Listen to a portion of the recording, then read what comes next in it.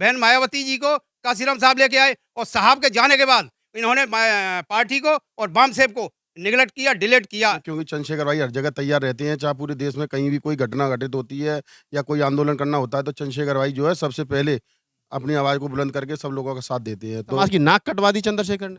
ऐसा कुछ नहीं है ये। अखिलेश यादव यादव समाज के इतने बड़े नेता, उनके फादर मुख्यमंत्री रहे, वो केंद्र में मिनिस्टर रहे, सांसद रहे लंबे समय तक, 2-2 3-3 बार मुख्यमंत्री रहे, अखिलेश यादव मुख्यमंत्री रहे। उतने बड़े कुनबे को छोड़ करके आप इन चमारों के बीच में क्या कर रहे हो? चमारों नमस्कार, मैं राहुल नागपाल और आप देख रहे हैं हमारा यूट्यूब चैनल बोल 85। मैं नगीना लोकसभा में हूं और जहां मैं खड़ा हूं ये नगीना लोकसभा की एक कॉलोनी है। नगीना लोकसभा बोले तो उत्तर प्रदेश की एक ऐसी हॉट सीट जिसकी चर्चा तमाम सोशल मीडिया प्लेटफॉर्म और मेन स्ट्रीम मीडिया पर हो रही है। और वो इसलिए हो रही है क्योंकि यहाँ से चंद्रशेखर रावण, जो भीम आर्मी के संस्थापक और आजाद समाज पार्टी के राष्ट्रीय अध्यक्ष हैं, वो प्रत्याशी हैं। कयास लगाया जा रहा था कि इंडिया गठबंधन में उनको स्पेस मिलेगा और अखिलेश और कांग्रेस ये सीट जो है उनके हिस्से छोड़ देगी। लेकिन एक बार फिर अखिलेश यादव ने चंद्रशेखर को कहीं ना कहीं बेरुखी दिखाते हुए अपना प्रत्याशी यहाँ खड़ा किया है। यहाँ कुछ साथी लोग हैं, मैं उनसे बातचीत करूंगा और जानने की कोशिश करूंगा कि माहौल क्या है। मुस्लिम बाहुल्य ये सीट है, 52% से ज़्यादा मुस्लिम मतदाता इस सीट पर है और लगभग 30% जो है वो दलित समाज है। तो एक एक करके, सर क्या नाम है आपका? MS निमेश। निमेश साहब, चंद्रशेखर रावण प्रत्याशी हैं जी। तो वोट हाथी को या केतली को? केतली को, उसमें क्या है, नो डाउट। आप दलित हैं? यस। किस समाज से आते हैं? जाटव समाज। जाटव कब से हाथी के अच्छा, वो भी आगरा के? यस। तो ये जाटव कब से क्या नाम है केतली को वोट देने लगे, हाथी को छोड़? जाटव जब से केतली को वोट देने लगे, जब से 2012 में BSP को 66 विधायक आए, 14 में 0 MP हो गए, 17 में 16 MLA आए और 19 में 10 MP जब आए, जब अखिलेश से समझौता हुआ, उनकी सीट से समझौता होने के बाद, और 22 में 0 MLA मान लीजिए, और आज की डेट में जो 10 MLA MP जीते थे 2019 में, वो भी उनको छोड़ के चले गए। और आज तक दलितों के बारे में, चमारों के बारे में, बहुजनों के बारे में बहन मायावती ने कहीं भी एट्रोसिटी एक्ट पे या कहीं अत्याचार, दुराचार, व्यभिचार, कहीं बेटियों के यहाँ, समाज के यहाँ, युवकों के यहाँ कहीं हुआ हो तो कोई आवाज नहीं उठाई, बिल्कुल भी। बहुत लंबे समय से लंबी नाराजगी है मायावती से। बिल्कुल लंबी नाराजगी उस समय नहीं है, जब से उनका पैंतरा बदला, वो सोच बदली, थिंकिंग बदली, बहुजन समाज के प्रति उनका कोई नजरिया रहा ही नहीं। और हमने पढ़े लिखे इंटेलेक्चुअल क्लास हैं, हमने ये देखा कि इंटेलेक्चुअल क्लास का ड्यूटीज क्या है। ये नहीं कि आंख पे पट्टी बांध करके और वोट दे दो। अभी आंख पे पट्टी बांध के मान लो चंद्रशेखर भी चल रहे हैं तो उसको भी हाँ नहीं करेंगे हम। लेकिन देखा है कि कोई आदमी कितना डायनामिक है, पर्सनैलिटी का है, और कितना मेहनती है, लेबोरियस है, डिवोटी है, डेड ऑनेस्ट है, डिसइंटरेस्ट है, और सिंसियर है, सीरियस है। तो जैसे मानवर काशीराम साहब के पैटर्न पर चल रहा है जो आदमी, उसके लिए मानवर काशीराम साहब और डॉक्टर अम्बेडकर और फूले और बुद्धा, इनके रास्ते में जो चलेगा उसे हम फॉलो करेंगे। बहन मायावती जी को काशीराम साहब लेके आए और साहब के जाने के बाद इन्होंने पार्टी को और बाम साहब को निगलेक्ट किया, डिलीट किया, बिल्कुल भी। क्या नाम है आपका? दिनेश। चंद्रशेखर की स्वीकारता बढ़ रही है समाज में। ये जो आप तमाम लोग हैं, ये जो भीड़ है, ये वोट में कन्वर्ट हो पाएगी या सिर्फ चंद्रशेखर की मूंछों का ताब ही देख रही है? नहीं, वोटों में कन्वर्ट होगा, पूरा वोटों में पूरा कन्वर्ट होगा। और उनका व्यवहार भी सही है और वोट उन्हें काफी लोगों दे रहे हैं यहाँ पे। आपका क्या नाम है? मेरा नाम विपिन सिंह बिरला है। बिरला जी, लग रहा है कि चंद्रशेखर 2024 के इस लोकसभा चुनाव में नगीना से आप लोग जिता कर भेजेंगे? बिल्कुल, हमारा जो है संघर्ष जारी है और हम चाहते हैं कि भाई जो है संसद में जाएं और हमारी जो बहुजन समाज की आवाज़ को उसको बुलंद करें। और जहां कहीं भी जरूरत पड़ती है, क्योंकि चंद्रशेखर भाई हर जगह तैयार रहते हैं, चाहे पूरे देश में कहीं भी कोई घटना घटित होती है या कोई आंदोलन करना होता है तो चंद्रशेखर भाई जो है सबसे पहले अपनी आवाज़ को बुलंद करके सब लोगों का साथ देते हैं। तो यहाँ पे जो है हमने भी प्रचार किया है तो लोगों के बीच में देखा है कि चंद्रशेखर भाई को सभी लोगों ने वोट डालने की कहा है कि मतलब हम चंद्रशेखर भाई को ही वोट देंगे। हाथी नहीं इस बार? नहीं, हाथी तो बिल्कुल नहीं। कहते थे कि जो चमार खासतौर से हाथी को वोट नहीं देता वो गद्दार है, तो आप गद्दार की लिस्ट में शामिल होने जा रहे हैं, उसका मतलब? नहीं, मैं तो ये जैसे बाबूजी ने बताया जो है भाई वो अपने मिशन से भटक चुकी हैं बहन जी जो हैं।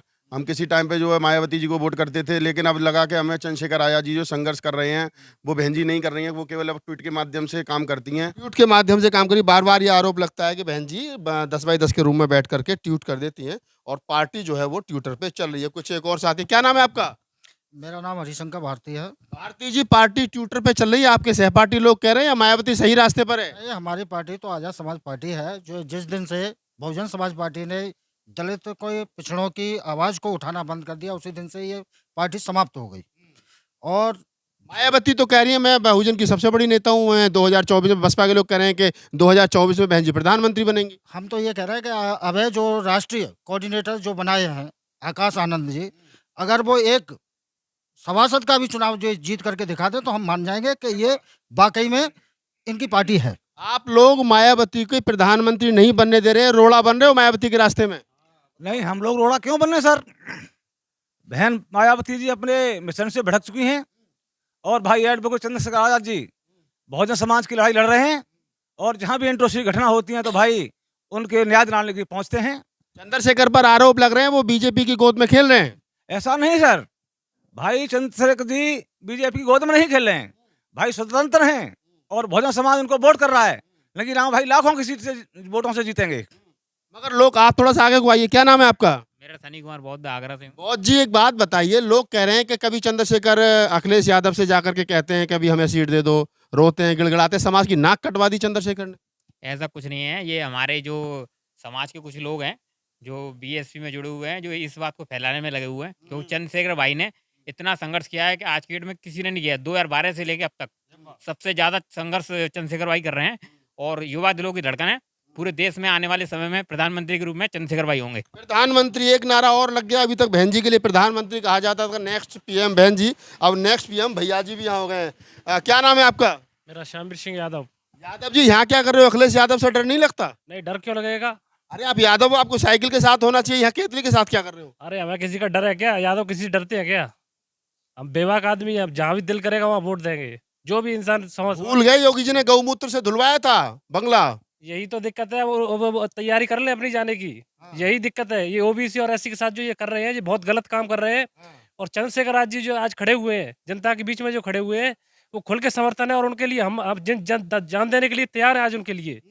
इसी बात से हम नाराज हैं उनसे कि सिर्फ जो भर्तियां आ रही हैं, बेरोजगार हो रहा है, ये सब गलत काम चल रहा है। सिर्फ इसमें एससी और ओबीसी के खिलाफ काम किया जा रहा है। ईडब्ल्यूएस के माध्यम से सारी भर्तियां उल्टे बात, ईडब्ल्यूएस के माध्यम से सारी भर्तियां जो हो रही हैं, सिर्फ घपला चल रहा है। कोई भर्ती अब तक पुलिस की जो भर्ती निकली, सिर्फ नाम की भर्तियां हैं, कोई भी भर्ती क्लियर नहीं हो रही। बस इनका काम है जनता को ठगना और ये जनता को ठगने का काम कर रहे हैं। मुझे इससे कोई डर नहीं लगता, इनसे किसी से भी। अखिलेश यादव, यादव समाज के इतने बड़े नेता, उनके फादर मुख्यमंत्री रहे, वो केंद्र में मिनिस्टर रहे, सांसद रहे लंबे समय तक, 2-3 बार मुख्यमंत्री अखिलेश यादव मुख्यमंत्री रहे। उतने बड़े कुनबे को छोड़ करके आप इन चमारों के बीच में क्या कर रहे हो? चमारों के बीच की बात नहीं है, ये चमारों के बीच ये एससी ओबीसी की बात है। ये जो विभाजन जो किया है ना, जो बीजेपी ने किया हमारे अंदर में, कि ये एससी ओबीसी और ये दलित और इनके, ये सिर्फ ये अभी से मालूम पड़ा है हमें। 2014 से पहले के पता नहीं था, एससी ओबीसी नहीं था। अभी ये जो सरकार जो बनी है 2014 के बाद में, इसमें ही पता चला है कि ये एससी थी, ओबीसी थी, दलित थे और ये जो मुस्लिम लोग हैं वो भी थे। ये अभी से पता चला कि अभी देश आजाद हुआ है, क्या इनकी सरकार है, यही जागीर बनी रहेगी। मुलायम सिंह यादव जी के जमाने में नारा लगाया, मिले मुलायम काशी राम, हवा हो गए जय श्री राम।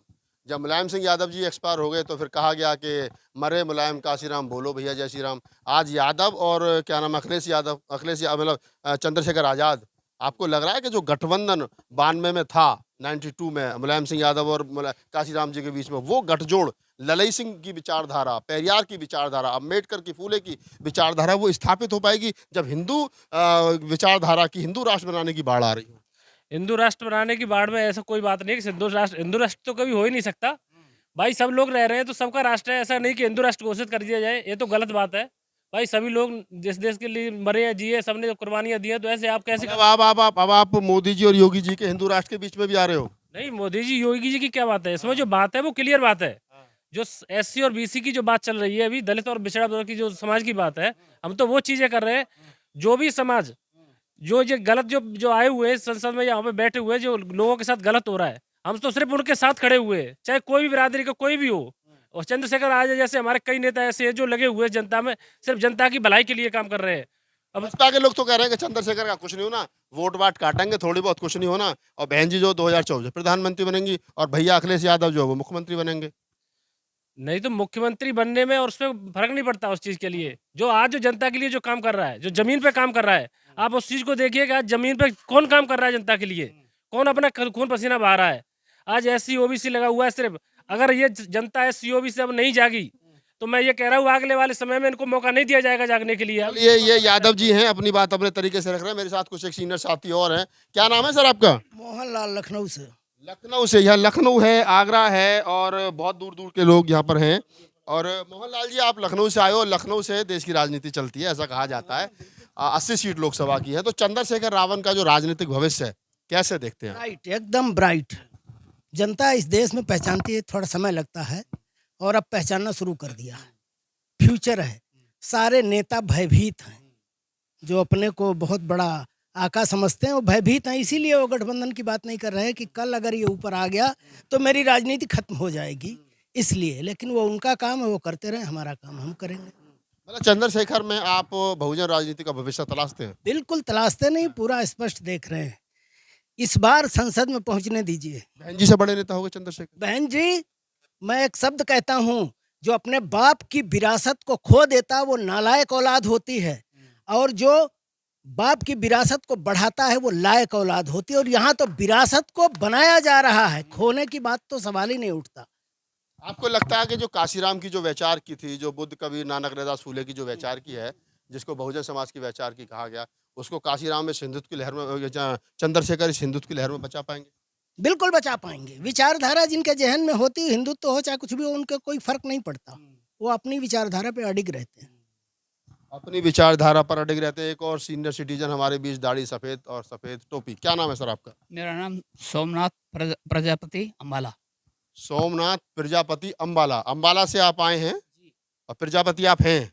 प्रजापति बोले तो कुम्हार? हाँ जी, हाँ जी। आप कुम्हार हैं जाति से? हाँ जी, हाँ जी। ओके, संतराम बीए की जाति के हैं ये। तो प्रजापति थोड़ा सा बताइए कि आप थोड़ा इधर आ जाओ, यहाँ के बात करते हैं हम लोग। तो आप बताइए कि आप अम्बाला से आए हो, तो क्या करने आए हो अम्बाला मैं से? ये करने आया हूँ कि जो बाबा साहब ने हमें संविधान दिया था, मनुष्य पशु से आदमी बनने के लिए, वो बहुत खतरे में है। और हमें चंद्रशेखर आजाद जी जो केतली निशान वाले हैं, वो लगे हैं बचाने, भी बचा लेंगे। इसलिए मैं उनके साथ जुड़ गया हूँ और मरते दम तक जुड़ा रहूंगा। ये मेरा इन शॉर्ट। चलिए, ये कह रहे हैं कि हम संविधान को बचाने के लिए चंद्रशेखर रावण के साथ मरते दम तक लगे रहेंगे। लेकिन लोग कहीं ना कहीं ये भी कह रहे हैं कि चंद्रशेखर रावण की जो केतली है, उसमें चाय कहीं ना कहीं मोदी की ही है। आरोप ये भी लग रहा है कि चंद्रशेखर रावण जो है वो बीजेपी की पिच पर बैटिंग कर रहे हैं। आप रावण जी के पुराने साथी हो, मैं भी आपके पास आता हूँ लौट के, पहले इनसे लेता हूँ। क्या चाय वास्तव में केतली में मोदी की है या फिर कुछ और ही मामला है? देखिए ऐसा है, अगर चाहे इसमें मोदी की होती ना, तो चंद्रशेखर आजाद जी पिछले 7-8 साल से संघर्ष नहीं कर रहे होते। वो लगातार बहुजन समाज के लिए संघर्ष कर रहे हैं, उसको शासक बनाने के लिए संघर्ष कर रहे हैं। अगर उन्हें स्वयं कुछ बनना होता तो कब के बन चुके होते, है ना। तो कौन किसकी गोद में खेल रहा है ये जनता जानती है, ये समाज जानता है। क्योंकि किसके डर से कौन नहीं बोल पा रहा है, किसके डर से कौन नहीं बोल पा रहा है। प्रधानमंत्री तो छोड़िए, वो लोग इस बार कोई पार्षद का चुनाव तो लड़के दिखाएं, क्योंकि चंद्रशेखर आजाद की फौज ना पूरे भारत देश के अंदर है।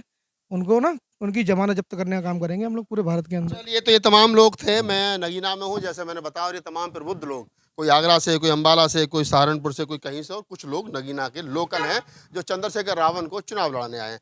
इस बीच इस बातचीत को करने का उद्देश्य भर सिर्फ इतना था कि ताकि ये पता चल सके कि सही मायने में चंद्रशेखर रावण वोट काटने की स्थिति में है या चुनाव जीतने की स्थिति में। और जिस प्रकार के आरोप बहुजन समाज पार्टी के तमाम बड़े और छोटे नेता लगाते हैं कि चंद्रशेखर रावण जो है वो बीजेपी की पिच पर बैटिंग कर रहे हैं, तो क्या उसमें कितनी सच्चाई है? मैं तमाम तीखे सवाल भी पूछे और ये आपके सामने सारी वीडियो की बातचीत है। फिर भी आपके अगर कोई सवाल है तो हमें कमेंट सेक्शन में लिखिए, और इस पूरी बातचीत के बारे में आपकी क्या प्रतिक्रिया हमें कमेंट सेक्शन में लिख भेजिए। धन्यवाद।